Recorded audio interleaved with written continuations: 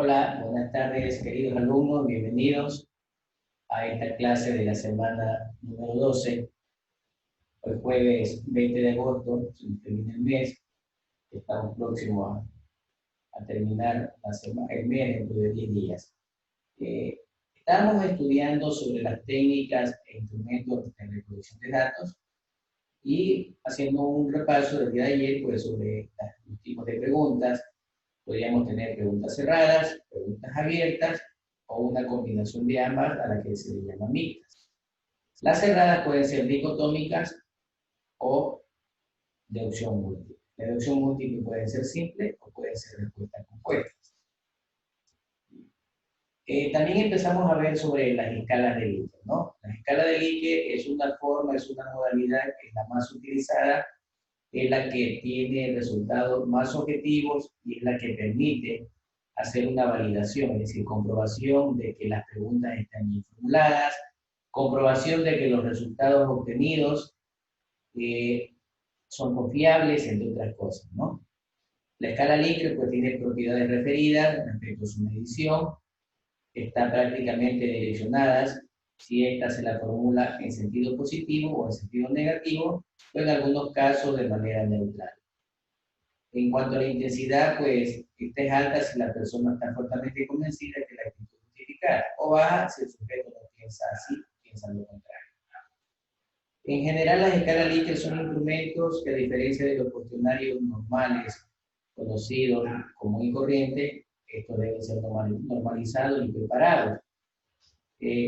Lógicamente, con más cuidado, y de esta manera los resultados son más confiables, es decir, confiabilidad en el conducto y validez en los resultados. Habíamos visto también ciertos pasos para realizar la construcción de la escala de Likert. Habíamos puesto el estimado 7 dentro de nuestro contexto para poderla realizar. Adicionalmente a esto, ya se empezó a hablar sobre la actitud o variable a medir. Actitud, pues, ¿qué quiero medir? ¿Qué quiero medir? Quiero medir altura, quiero medir edades, quiero medir calificaciones, quiero medir por ejemplo, capacidad económica, quiero medir conocimientos, entre otras cosas. Dice que se definen en base al objeto de estudio. O ¿qué quiero medir? Por ejemplo, quiero medir los impactos que está generando el COVID, quiero medir los impactos que está generando el teletrabajo, entre otras cosas. Se basan en el marco teórico y además en la observación a ciertos individuos, a ciertas personas que pertenecen a grupos, más que todo, que tienen o consideramos que son propios para revelar la propiedad de lo que se quiere medir.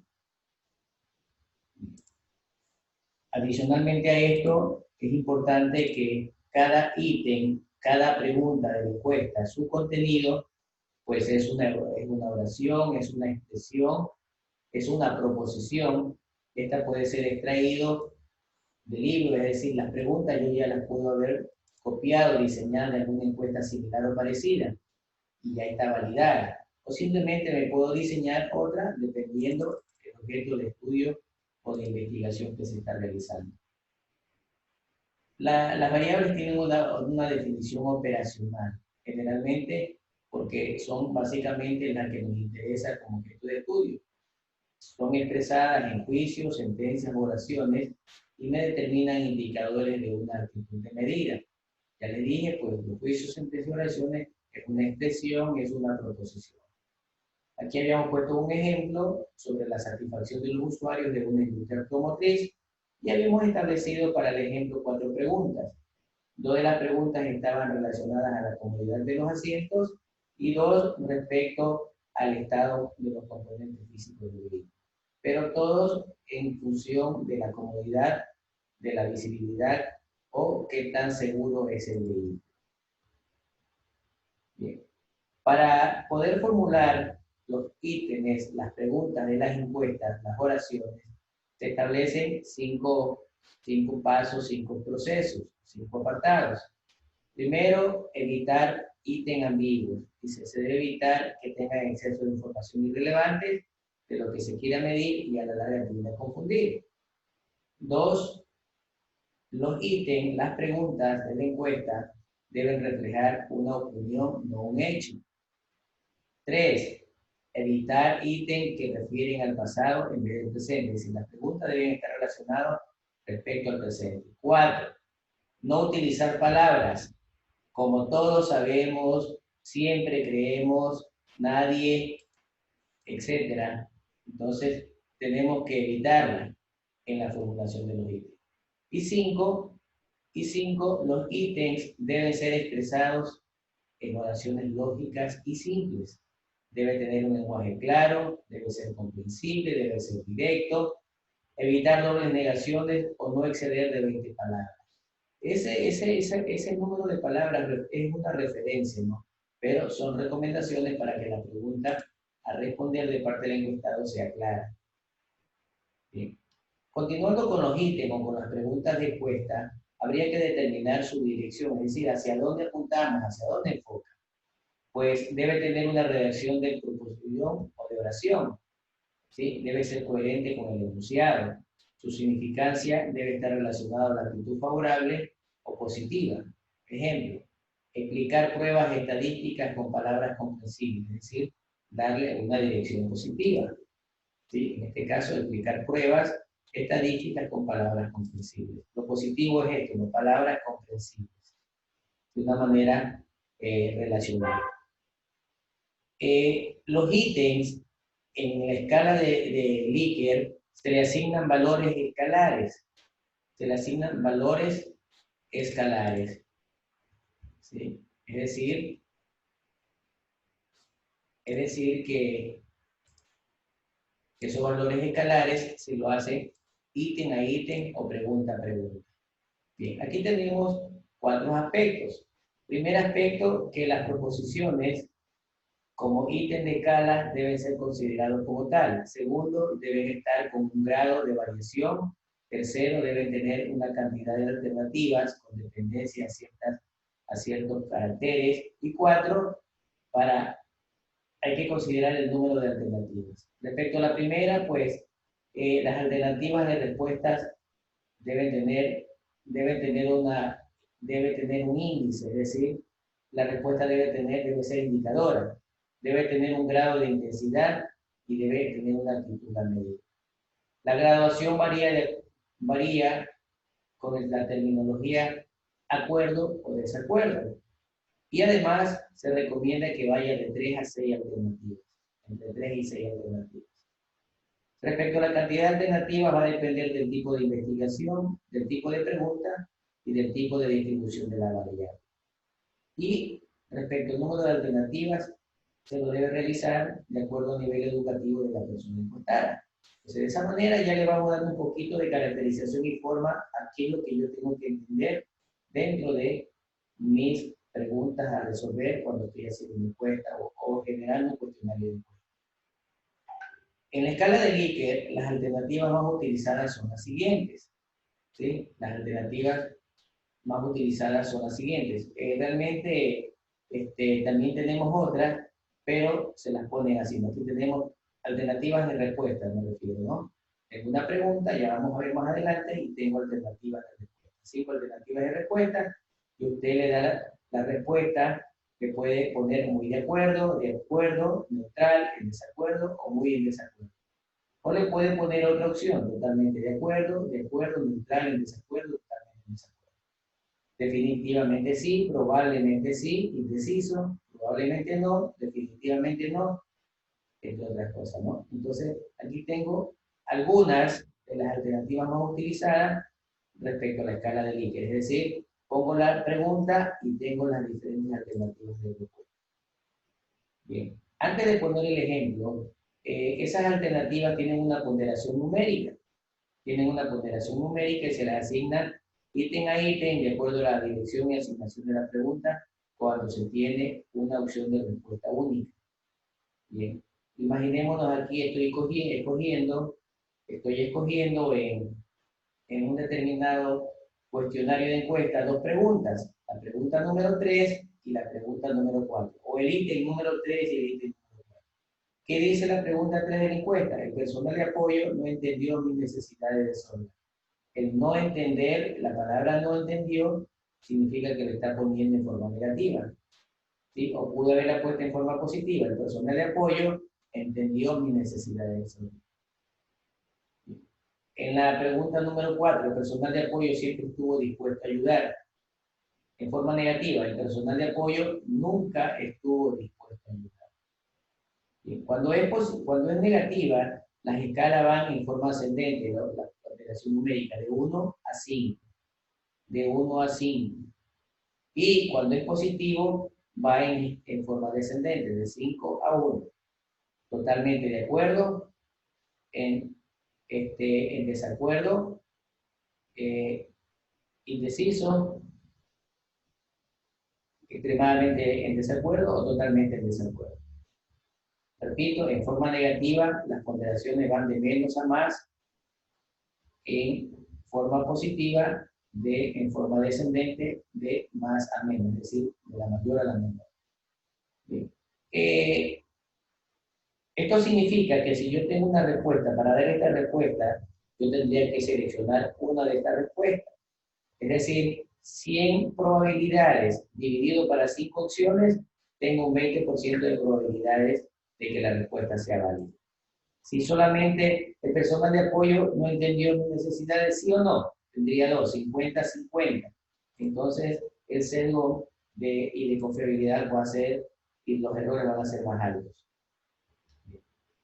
Provisionalmente, en cuanto a la administración de las escalas, hay que tener presente lo siguiente. Primero, el número de ítems inicial debe ser de 30 a 50. Repito, es recomendable que si usted está haciendo una encuesta en donde su proyecto va a tener una alta envergadura de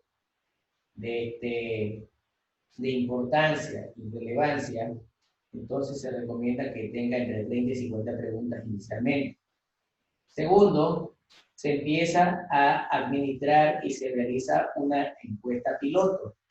Si se inicia y se hace una encuesta piloto, en esa muestra van a actuar, esas personas actuarán en función de jueces, como jueces. Van a decir que está bien, que no está bien, si las preguntas son coherentes o no son coherentes. Esa muestra piloto seleccionada puede ser de 50 a 100 personas.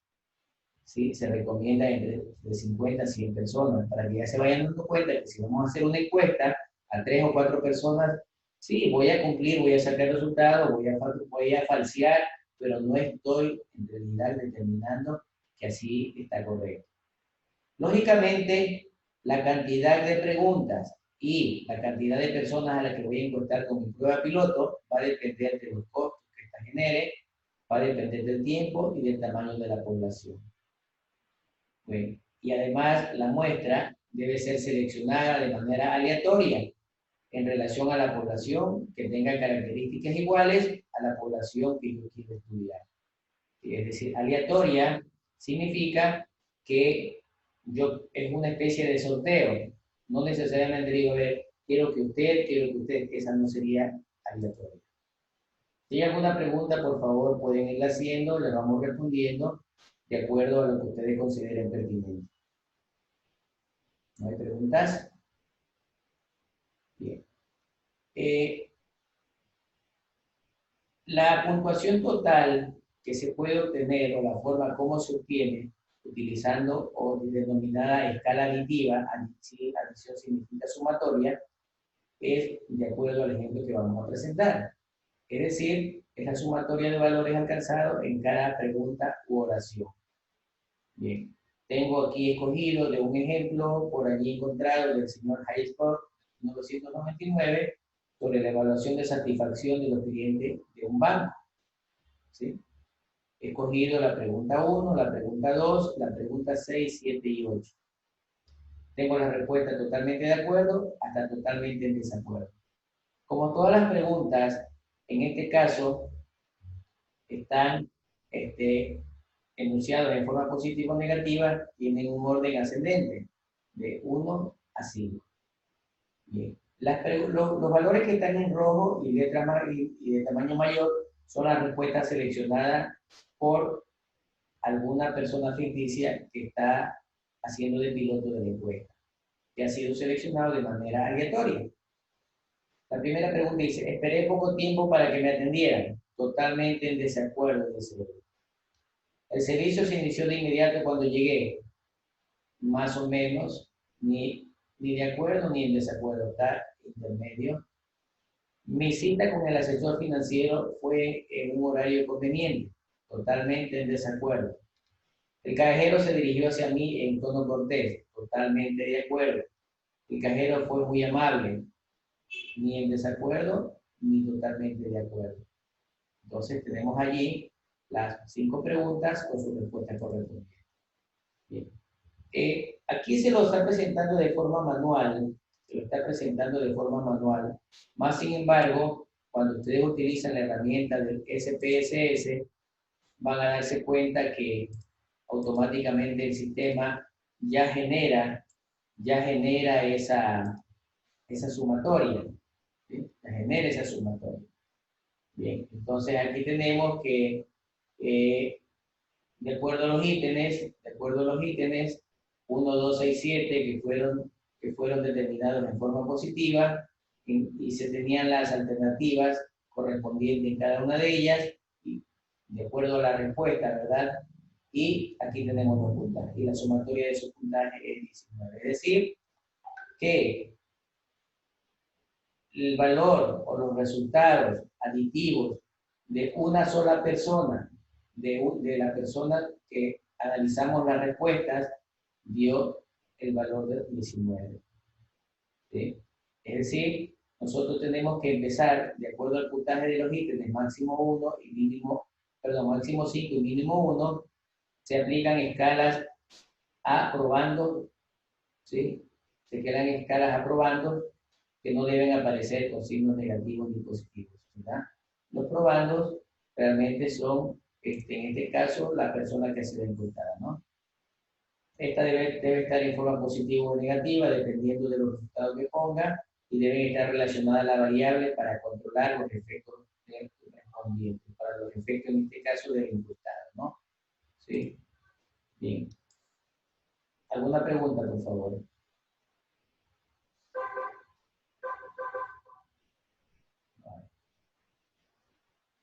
En base a los ítems seleccionados, vamos a ver cómo se construye la escala final. Vamos a ver cómo se construye la escala final. Bien, realmente, como profesionales de ingeniería, no necesariamente yo tengo que trabajar en investigación para aplicar este tipo de situaciones que estamos aplicando. Yo la puedo aplicar dentro del campo profesional también. Ya ustedes vieron allí, y si yo soy un funcionario de un banco, yo puedo determinar el grado de aceptación del trato y de la atención bancaria. Así puedo hacer yo un sinnúmero de encuestas dentro de una empresa. Si quiero medir tecnología, podemos medir el grado de conformismo en que los servicios de Internet dentro de la Facultad de Ciencias Informáticas se dan. Bien, dice que yo tengo 5 aspectos a considerar. Primero, que tengo que eliminar los ítems que no cumplieron con las especificaciones anteriores. Bien, realmente, casi manualmente es más difícil hacerlo, ¿no? Saber cuáles son los que tengo que eliminar. Con el SPS, allí me da ya parámetros o resultados y me aparecen con colorimetrías, en donde prácticamente me está indicando que esos ítems no los debo utilizar. Miren, que empecé entre 30 y 50 ítems. Con el piloto, al ingresarlo al SPS, probablemente ya me disminuyan a 25, a 18 o a 15 preguntas. Es decir, hago una depuración. Segundo, en base a los ítems seleccionados, ahora ya escojo los ítems seleccionados y empiezo a diseñar el instrumento final. ¿Sí? Y que me pueden quedar, ya les decía, menos de 30 preguntas. Posteriormente, los puntajes totales deben clasificarlos según los objetivos de la investigación. ¿Sí? Por eso que las preguntas, acuérdense en la matriz CIRIU, de allí me aparecen las preguntas preliminares y posteriormente para el instrumento final. Como cuarto punto tenemos un ejemplo. Si el objetivo es clasificar a las personas en 3 niveles, lo quiero decir, quiero clasificar a los estudiantes del primero B de TI en altos, medios y bajos. Yo puedo decir que los altos deben medir 1,70 m, ¿sí? Los de escala media deben medir entre 1,69 m y 1,60 m. Y los de talla baja, los que van a medir menos de 1,60 m. Y como tengo 1 y 2, 3 niveles, entonces calculo un percentil. ¿Qué significa un percentil? 100% dividido para 3. 100% dividido para 3. 33%, 66%, 99%. Lógicamente, 33.33, 66.66 y 99.99, que en un tercio representa al percentil. Esto me va a establecer los límites superiores de cada uno de los niveles. Es decir, el primer nivel hasta 33, estadísticamente hablando, el segundo hasta 66 y el tercero hasta 99. Y finalmente dice que es conveniente, en referencia a los percentiles, y va a depender de cada caso, calcular en base a los resultados obtenidos en la aplicación de la encuesta piloto. Es decir, la encuesta piloto me va a servir de mucho.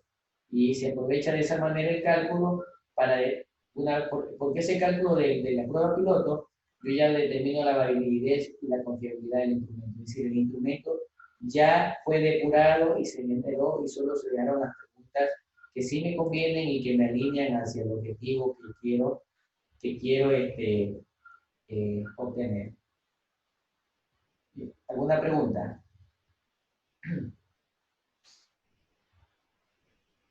Bien. Los instrumentos de medición deben cumplir algunos requisitos, es decir, las encuestas, el papel, las preguntas deben cumplir algunos requisitos. Primero, las preguntas deben ser objetivas, así como vimos las presentadas en los ejemplos. No tenemos por qué divagar ni poner un sinnúmero de otras cosas, deben ser objetivas, específicas, concretas. El instrumento debe ser confiable, es decir, que ya haya sido depurado y además que los resultados sean validados para poder determinar la validez, la confiabilidad y los valores coherentes que yo deseo obtener. Bien. Veamos en qué consiste la confiabilidad.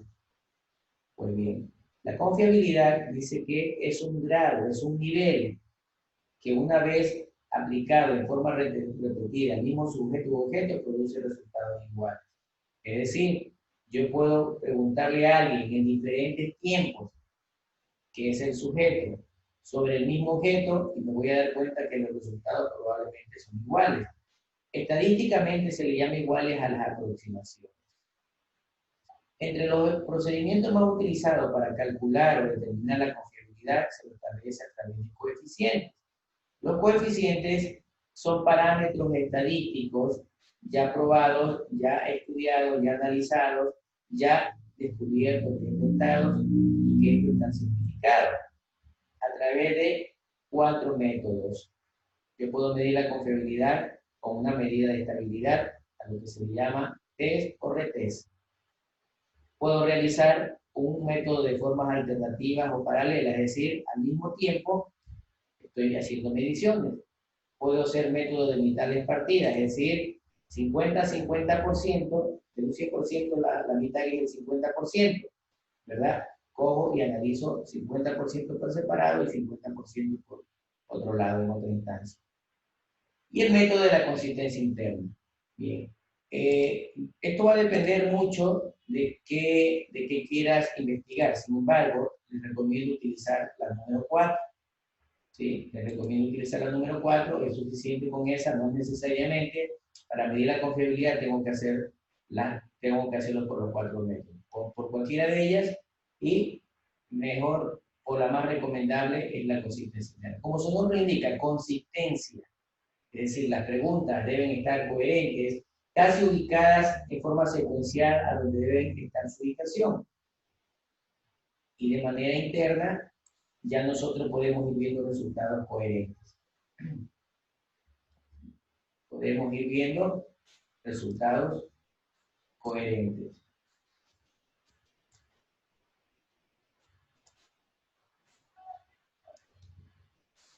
Bien. En cuanto a el otro de los parámetros, ya vimos en el anterior, entonces, la confiabilidad, vamos a ver ahora la validez. ¿Cuándo es válida un instrumento? ¿Cuándo es válido sus resultados? Bien, la validez se refiere a la exactitud, miren, la exactitud de los resultados con que son medidos por un instrumento, de acuerdo a lo que me he propuesto a medir. Se refiere a la exactitud. Dice que es la eficacia. Eficacia significa meta. Es el alcance de la meta de una prueba. ¿Sí? Y esa prueba me permite representar, me permite describir o me permite pronosticar. ¿Qué cosa? El atributo que le interesa al examinador. En este caso, yo puedo estar midiendo, ya nosotros vimos las estaturas de cada uno de los estudiantes del curso, ¿verdad? ¿Cuántos tipos de validez o cuántas maneras de validez o forma de calcular la validez tenemos? También lo hacemos con la misma herramienta estadística, SPS, o con la herramienta que usted selecciona. Con la misma se puede realizar. Es decir, ingresa una base de datos. ¿Cuál es su base de datos? Su base de datos del instrumento. Las preguntas, todas las preguntas. Y luego tiene los resultados, donde ingresan los resultados de cada encuesta. Ingresa la pregunta, ingresa los resultados de la encuesta. Es verdad que lamentablemente uno de los problemas que tiene estas herramientas es que tiene que ir ingresando una a una. Pero la tabulación lo hace en forma automática. ¿Sí? Lo hace en forma automática. Por ejemplo, alguien me dirá, profesor, pero yo puedo utilizar una encuesta en Google o con Monkey y automáticamente me sale la tabulación. Sí, me sale la tabulación, pero no puede hacer los cálculos estadísticos de validez y confiabilidad. Tiene que esos datos, igual volverlos a ingresar manualmente a cualquiera de estas herramientas y de esa forma nosotros ya vamos a determinar la mediana, las tablas estadísticas, los gráficos estadísticos y puedo determinar la validez. Bien, dentro de las 4 formas de calcular la validez tenemos la validez de contenido, tengo la validez predictiva, la validez concurrente o la validez de constructo. Normalmente, en forma teórica, esta es la más recomendada también, la número 4, la validez de constructo, es decir, cómo está construido su instrumento.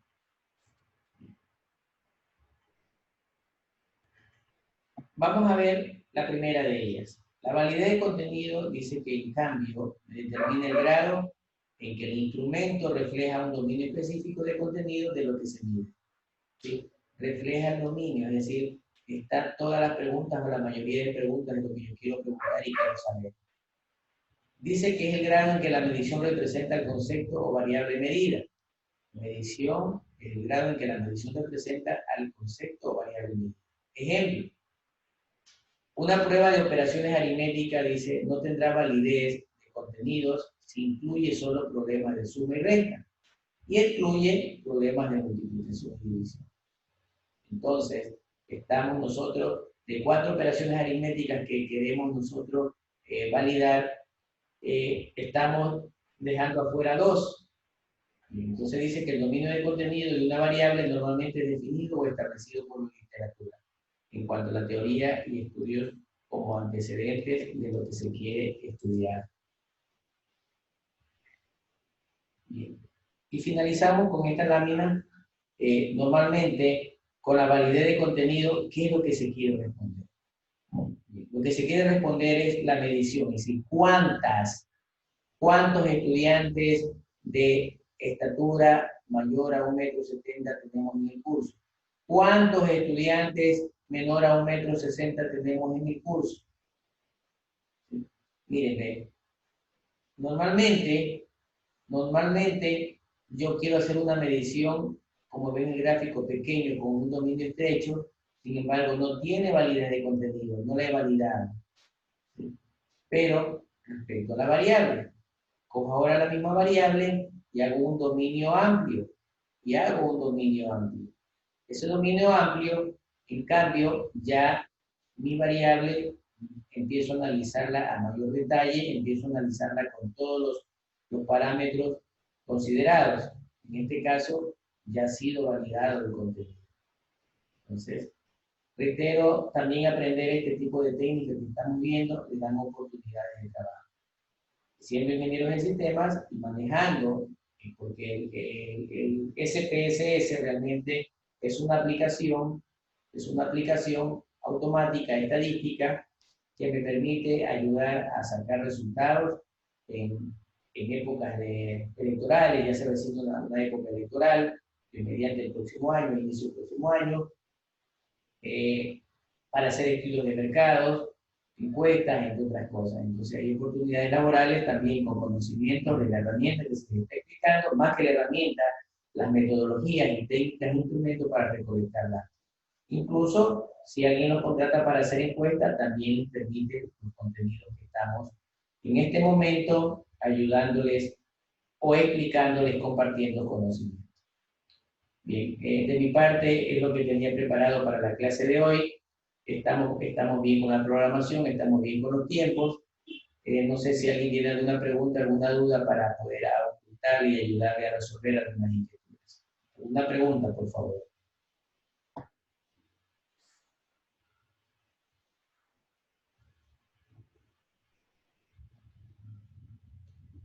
¿Alguien tiene alguna pregunta?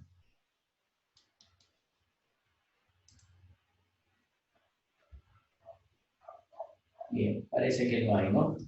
Bien, se les agradece por su asistencia. No se olviden que tienen que preparar las tareas ya en las próximas siguientes semanas. No dejemos todo para lo último. Y esperemos pues que no solo con el aprendizaje vayan ustedes evolucionando, sino también con la demostración, con la presencia de sus trabajos. Bien, si no hay preguntas de mi parte, se les agradece, reitero el mismo, y que tengan muy buenas noches. Hasta pronto. Igualmente, ingeniero, para usted. Que tenga una linda tarde. Igualmente, ingeniero. Ya, chao, chao. Igualmente. Chao. Igualmente.